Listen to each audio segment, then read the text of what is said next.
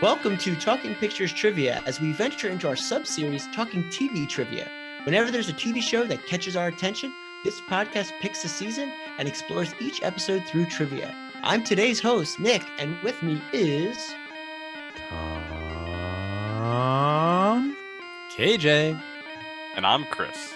Chris somehow made it through the whole season. So thanks again, Chris, for joining us. 8 long weeks. I'm finally here. But it's about Star Wars, you know? That's what's getting me to the finish line here. Getting to stars. I'm sure everybody listening is tired of hearing me wax poetically about Star Wars. So it's been a lot of fun. Well, at least we had a little variety where you lost one episode. It was a close one, but wombats are not in Star Wars. Even though KJ tries to get them in there, they're not there. That's 2 episodes lost to a wombat. I think KJ used the Force and manipulated me to say the wrong answer so that he could win. This is not the wombat you are looking for. For those joining us for the first time, we start each episode with 4 trivia questions to determine who will earn today's trivia crown. Then we followed up with a theme discussion associated with the TV episode, in this case involving season 1 of Disney's The Mandalorian. KJ, tell us about today's TV episode. Today we'll be discussing episode 8, also known as Chapter 8, Redemption. This episode was directed by Taika Waititi and written by Jon Favreau. There will be spoilers for The Mandalorian up through episode 8. Feel free to press pause until you are caught up. In Chapter 8 of The Mandalorian finds a Star Wars safe space. They find a sewer grate in a bar. Has anyone ever been to a bar or a restaurant that had an open vent to the sewers? Do we think the sewers on this mud planet are pre-treated and don't smell as you would expect a sewer to smell? Is this bar called the Smelly Vent, and everyone just knows about the vent that leads directly to the sewers? Anyway, through the sewer vent, the Mandalorian is tasked with a quest to save the Holy Grail. The meme must be returned to the Jedi to bring balance to the meme. The badass robot from the first episode has been reprogrammed and is obsessed with keeping the meme alive. This episode ends with the Mandalorian once again with the child going out into space. We then get an epilogue, which is probably really important for people who have consumed an ungodly amount of Star Wars content. The owner of Pollos Hermanos survives the episode, and he has a sword that's kind of black, but it glows. Let's jump into the rapid fire questions. Each question will be worth the same amount of points as the number of the question. So we're going 1, 2, 3, 4. It's time for question 1. How many times does the scout trooper, played by Jason Sudeikis, punch the sack containing the child? Locked in. I think locked in. Locked in? KJ? 2? Tom? I also had 2. Chris? I as well had 2. The answer is 2. He hits it twice, and the other scout trooper, played by Adam Pally, does hit the sack once. There was an interesting reference to this scene. Apparently, Jon Favreau went up to the 2 actors after they were beating on the puppet in the sack and said, "That's great. You know, we want it to look realistic, but just so you know, that puppet cost $5 million." Wow. So yeah, it's just kind of funny to think that they were just smacking this thing worth, $5 million. Wow. Okay. 5 million. Yep. All right. And it was worth every penny in merchandise. Oh, I'm Yeah, sure. yeah. It's time for question 2. What was Moff Gideon's role in the Empire? Locked in. Oh, locked in. Locked in? KJ. To commit war crimes. Tom. I had exactly that answer. He was in charge of war crimes. Chris. He was an ISB agent. Yes, he was a member of the ISB, the Imperial Security Bureau, which is the law enforcement and security branch of the Empire. You don't want to mess with the ISB. Let's just put it that way. I equate him to kind of like the CIA Yes. a little bit. Their intelligence? That's what they... Yes. The Imperial Security Bureau. Yeah, they basically they're in charge of like finding any traitors. They have a lot of sway when it comes to how the Empire moves. Yes. Huh. Okay. Krennic. They're the deep state of this world. Yeah, Krennic Okay. in Rogue One, who built the Death Star, he was ISB, correct? No, he was part of the science team. Oh, I okay. forget exactly what he was called. I can't think of any other other than characters in books that have been Yeah. known ISB agents. It's time for question 3. The child will remain the responsibility of Din Djarin until one of two terms are satisfied. What are these terms? Locked in. Locked in. Locked in. KJ. I think it's either he's returned to the Jedi, right? He's given back to his people, so to say, or he becomes Mandalorian.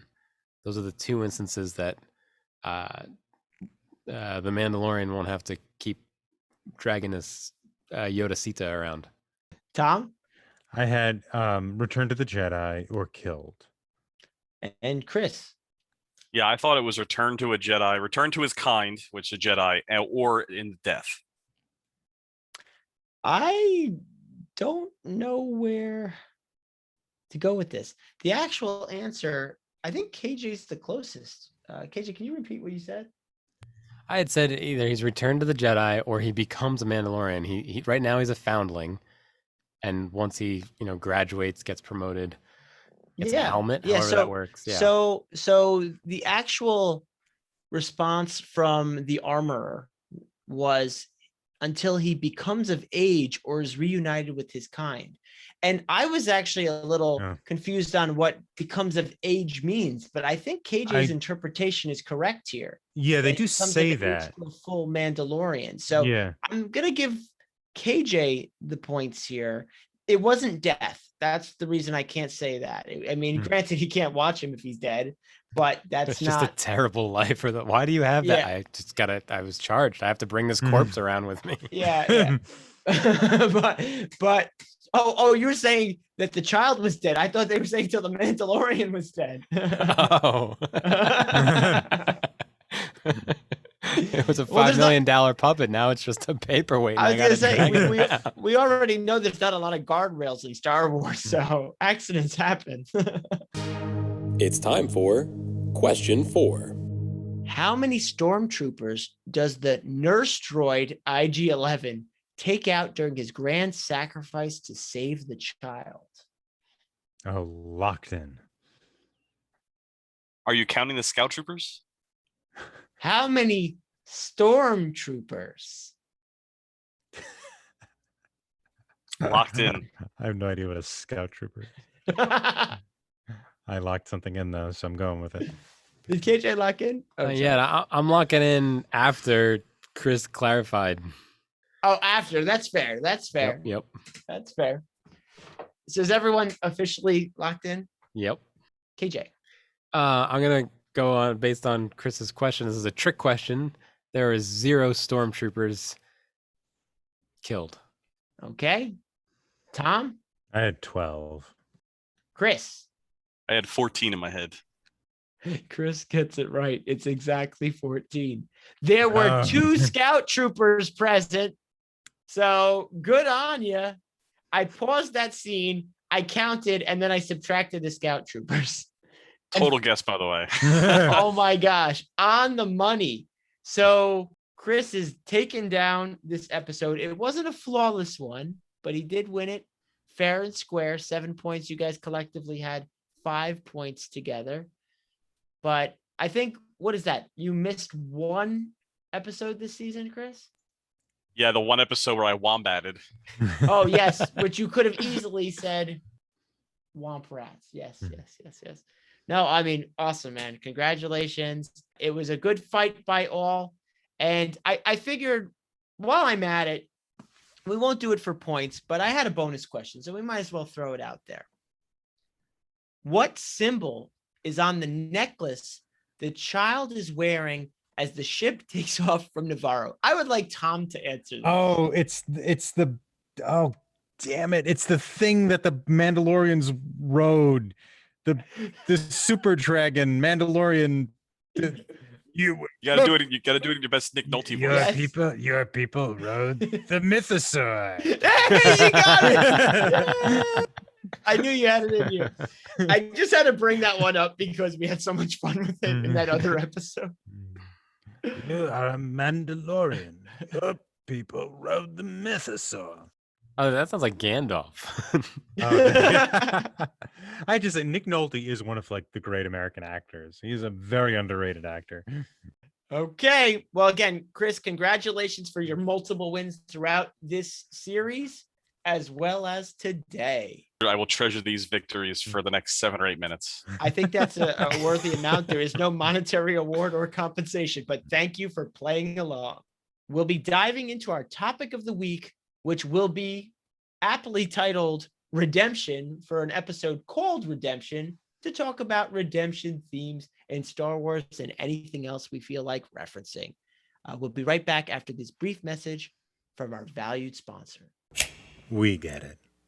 We know Kyber knives are the best. You know Kyber knives are the best. You just need a little bit more flair to get the deal done. If there was only a way to get all this innovative technology capped off with a decorative and somewhat decadent pommel. Well, now there is. With our Pommel Select series, all your friends will be jealous when seeing the base of your knives made from polished frick. This nearly indestructible metal compound is harvested and directly transferred from the mines of Gromas in the Perkel sector to deliver our customers the best of the best.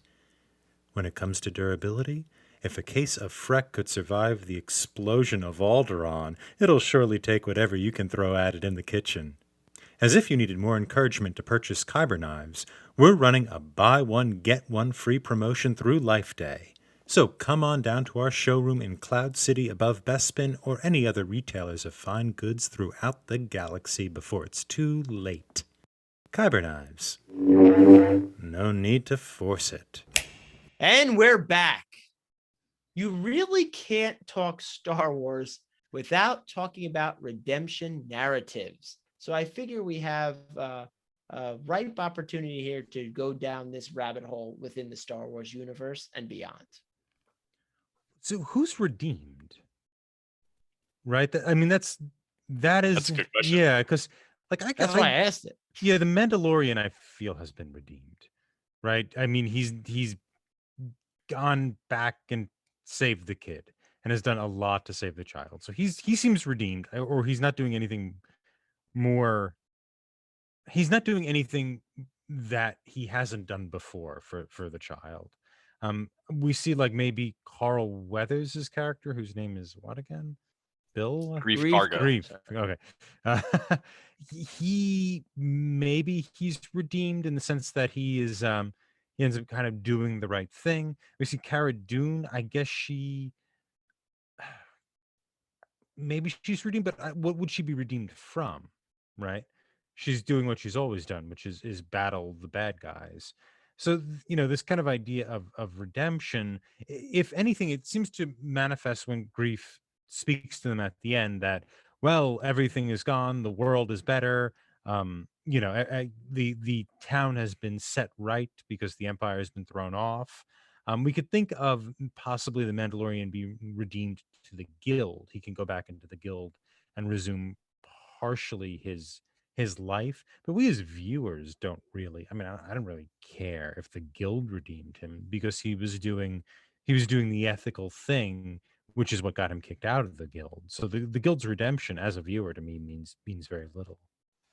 I think all the characters have been redeemed in some way, and the ones that you said, as well as IG-11.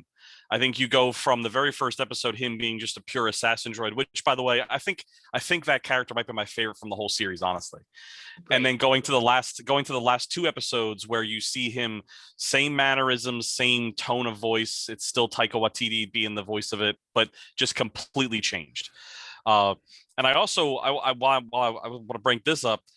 I really think that this story was a way of kind of showing the Mandalorian that things can change. Like, we find out in this episode that he's part of Death Watch, which for huge Star Wars lore, Death Watch is kind of a cult within the Mandalorian culture. They're very, very fanatical. and he has been in this fanatical organization since he can remember, like this is the way, and all that kind of jargon is very religious or cult like. And he's always had I hate droids, I hate droids, I hate droids, I hate droids. And then this episode, you see him finally realize that not all droids are bad. Mhm. And it's because, and you actually see it on the boat where he actually, the droid actually says, you're getting sad because I'm going to die. Like, why are you doing that? Like, you see him now start to like a droid because he realizes that droids are not all bad. Mhm. And I think it's just another part of character growth, which is why I really like the fact that they but they did a TV show. You get to see so much more kind of build up with these characters. So I have a nitpick about IG-11. And actually, I got two nitpicks about this episode, but let's start with IG-11. Okay, so he's got the child, he's got the Razor Crest, and he's been tasked to protect the child. And his next move is to bring the child to the middle of a gunfight? Yeah, I was a little confused about that too. Can he not fly the Razor Crest? He's able to fly a speeder. That's like saying if you can, drive a motorcycle, you can fly a plane. But It worked for Ray. I'm not saying he can't fly because he is an assassin droid and he did get to that planet somehow. I don't think he took a bus, but I think for him, his programming was probably not to leave the child. But why go to the fight? He's got no allegiance Because to him, anybody in the he fight. is invincible in a fight. He doesn't think that like the odds were that he was going to take out as many people as he could. He did it. But that doesn't explain the end when he has to blow himself up. I concede to your point because I think it's a good one. I think it's a little bit of plot. You have to get the baby back into harm's way. And I think that a little bit, like, you could explain it away by saying that Quill didn't tell you that it's also about protecting the Mandalorian. And that IG-11 doesn't necessarily say it, but maybe Quill had that as part of the programming that he kind of underwrote into the. They didn't say it. I think you're probably more spot on. I think it's more of just kind of, I don't want to call it lazy writing because I think the writing was good, but I think it was more of just like, we can't just have the robot run away with the kid. That's not going to work for us. You're right. I'm just trying to find Cue an credits. in-universe way to justify it. Yeah, no, I had trouble with that too. I didn't get why he flew right into the middle of town with the thing. I have a feeling, and I did make an assumption, which you can't do, that Quill did task him to protect the group, not just the baby. But that was never, as Chris said, specifically said to us. But I did take it that way. I mean, at one point, the robot does say, like, if you touch the child, I will have to kill you. He says that to, I think, Cara Dune, right? No, he says it to does. Carl Weathers. He says it to Carl Weathers. Okay. He says. Well, that wasn't part of his group, right? Because originally, when he was with Kuil and they go to get the Ugnaught, and that's when they're introduced, it's only Cara Dune, the Mandalorian, and the child. But anyway, regardless of I do think the moments between the robot and the Mandalorian are interesting. Agreed. It's also interesting too, because if we're going to think of like the robot as being redeemed, he's not actually. That is a very bold statement, because the robot seems to have no real conscious decision, right, over his. He has the ability to decide the pragmatic path to a goal, but he has no ability to select the goal or what is right as a robot. So if he's being redeemed, redemption sort of implies a categorical imperative, a knowledge of good and evil. And so it seems like the Mandalorian, a lot of that with the robot can't be redeemed, I don't think, because the robot doesn't have that facility. He's being kind of prompted by his programmers. But I think it is interesting to watch the Mandalorian become more human with the robot, just because he hates the robot so much. And also the robot allows him to both literally and figuratively drop his armor. He's able to take his helmet off. Could you connect it to the Mandalorian as a robot that's been programmed? Like programmed by the Death Watch and programmed by the Mandalorian credo, and now he's like, as the robot has been redeemed by being reprogrammed, like maybe the Mandalorian realizes that he can also maybe redeem, because we know he's done bad stuff from a couple episodes ago. So maybe this is him understanding that it's not all you can't go back. Maybe there is some sort of redemption story for him too. I see a lot of connection there, just like Chris did. The tension with the Mandalorian is creedal. He's living in a creedal world, and he's run up against. You see him running up against the desire to break the creed, right? He's tempted to take the helmet off. He doesn't, but I don't think he ever violates the creed, though he violates the guild. But the guild is not his kind of fundamental belief. His fundamental belief is the, what do you call them? The death stroke, whatever. The really Death Death Watch. Watch. Yeah. Death Watch, yeah, the really intense Mandalorian group. He never violates that. What he ends up having to violate are the tenets of the guild he's in, and I think that once he is able to, and he does it pretty early on in the series. Once he's able to do that, then he's able to get beyond that. I think what you're talking about in terms of kind of past trauma that he's able to overcome is the fact that he's able to trust a robot to heal him, to take off the helmet, to heal him. He literally lowers his armor. And so what we see is maybe not an escape from the programming of the creedal unit, that is the Death Watch people, but what we're seeing is somebody somewhat healing from the trauma of his childhood by being able to kind of trust this robot. And in healing from that trauma, it expands his capacity, right? He isn't imprisoned by this trauma, which is kind of how trauma works. It sort of traps you in the past. He's now able to kind of be beyond the past, to escape the past and move forward, which may be what redemption is in some way, right? Redemption is freedom from the sins of the past. And in this case, maybe it's not necessarily just the Mandalorian sins, it's the sins of context, the sins of the society he's in. But he is, to some extent, maybe if it's only a step forward in the right direction, a step forward into freedom. And once he takes that, metaphorically, the town he's now in, that Carl Weathers seems to govern in this crazy Hobbesian universe, which I still have all problems with, but I'd love to talk about it too, especially with your guys' knowledge of the politics of it. But anyway, that we hear from Carl Weathers is that this town is now better, that that the circumstances have improved, and so on and so forth. And yeah, so maybe, yeah, that seems reasonable. It's better for Carl Weathers. Yeah, but yeah, I mean, so why does Carl Weathers elect to take the difficult route for his character? I think it's just like a money-making scheme for him. Like, I think he was basically the head honcho of the guild in Navarro. No, and what I mean by is in this episode when he kills the two bounty hunters and is like, I was going to kill you, but I'm not going to do that anymore. Oh, I think the swerve was when he gets healed by the child and he realizes just how special the child was, and that maybe having this in the hands of the old empire is not worth the cash. Yeah, exactly. So that seems to be like he as a center of the town of this kind of Hobbesian civilization is also redeemed. He's better, right? Morally better. He's more in line with the things we value. So it seems like as the Mandalorian heals from his trauma and is redeemed from his trauma, we also see in the person of Carl Weathers, this town is possibly reset or improved. But that's something we, maybe need to wait for the next episode to say.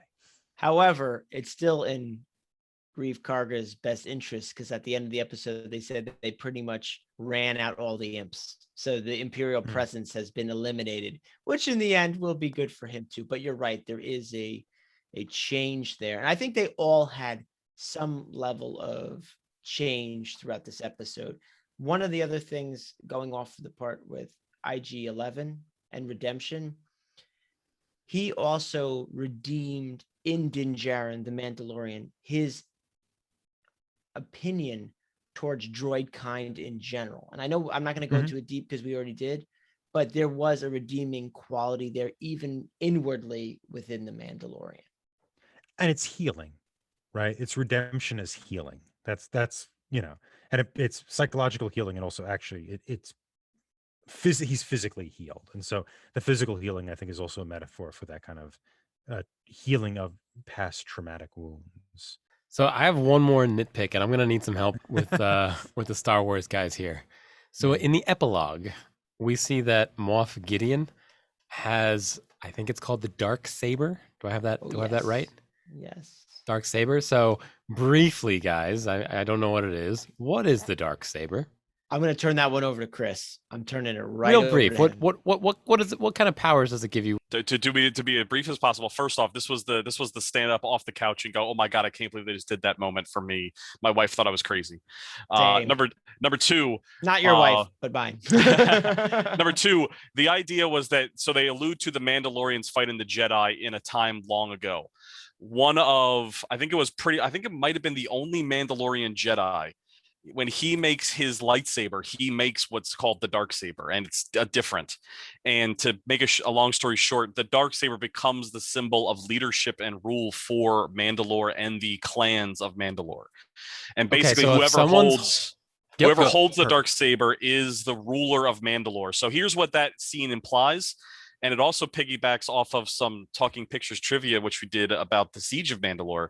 That Darksaber's been through lots of hands, including Darth Maul, and including Sabine Wren. But in this part, what we're seeing is now it's in the hands of Moff Gideon. So here are the couple questions. A, how does he get it? We know that he was an ISB agent on Mandalore during the Siege of Mandalore. We do know that Mandalore has fallen, and we can assume that he has taken the Darksaber as a symbol of leadership of that area, as a Moff. So here's my question. He had that saber. He needed information from a Mandalorian. Why didn't he just go, oh, hey, Mandalorian, instead of having a shootout, I'm holding the speaking stick right now. You have to do what I say, and end the episode. Okay, so very simply, that this Mandalorian that we've been following is not actually truly a Mandalorian. He probably doesn't even know the idea of the Darksaber. Like, he might have heard stories of it, but he's not a Mandalorian himself. So he wouldn't be kind of classified under that rule of law, if you will. He doesn't recognize that talking stick. Got it. So I guess then in the future, we would expect other Mandalorians to not respect the talking stick. Well, other Mandalorians that maybe come from Mandalore would definitely still respect the talking stick and potentially want the talking stick, because that would make them the ruler of Mandalore. This specific Mandalorian, who is in name only and not in where he comes from, doesn't necessarily feel the same way. So I think Moff Gideon proves that he knows that this Mandalorian doesn't come from Mandalore, so that little trope might not work. And just because you hold the crown doesn't mean you respect the crown. Sometimes you just covet thy crown. So just because he walks into town with the talkie stick doesn't mean that the Mandalorian's just going to bend over to him. That he might, take umbrage with the fact that he has it, especially as an Imperial. Thanks for clarifying. Okay, we're almost there, guys. Check out our website, talkingpicturestrivia.com, for more information about us and our episodes. You can find us wherever you listen to podcasts, as well as our YouTube channel. We are extremely grateful for any positive reviews, as those help others like you find us. If you like what you hear, remember to like and subscribe to our show. What do you think is the best redemption story, and why? Leave a comment on our YouTube channel, and let's continue the conversation. Thanks for joining us for this whole first season of The Mandalorian, Chris. It was great having you with us. I can't thank you guys enough for letting me share this experience with you. It's been a great 8 weeks. I look forward to coming back for any other Star Wars content you want, if you'll have me. This is really great stuff to talk about, and I really appreciate you having me on. Thanks again. You got it. And I'm sure we will definitely find time for you in our future calendar. Additionally, you can follow us on Twitter at Talking Studios. Where can the rest of you be found? You can find me on or at Twitter at or on Thomas Lehman 15. And you can find me on Twitter at KJ10001000. And I just want to tie this all the way back to the first episode. Was it Dave Filoni or Jon Favreau who was redeemed? Because I think, Chris, you may have said that this restored your faith in the Star Wars franchise. Maybe that's what they meant by redemption. Possibly. I have to tell you that Dave Filoni's never really done me wrong, so I don't think he had to redeem himself. It's just this redeemed me for live action Star Wars. Yes, I think this redeemed Star Wars in general. And maybe it redeemed Jon Favreau for Cowboys and Aliens. I also want to thank my dad for recording this outro that you're listening to now. Thanks a lot, SRB. It was really cool. My dad was able to take the Mandalorian music and transcribe it. for the bagpipes, and that's actually him playing now. He recorded it and sent it over. So thanks again, Dad. I can also be found on Twitter at The Nicknames. Join us next time when we return to our regularly scheduled movie format. We'll be exploring our guilty pleasures, starting with KJ's pick, Interstellar from 2014. Talk to you then.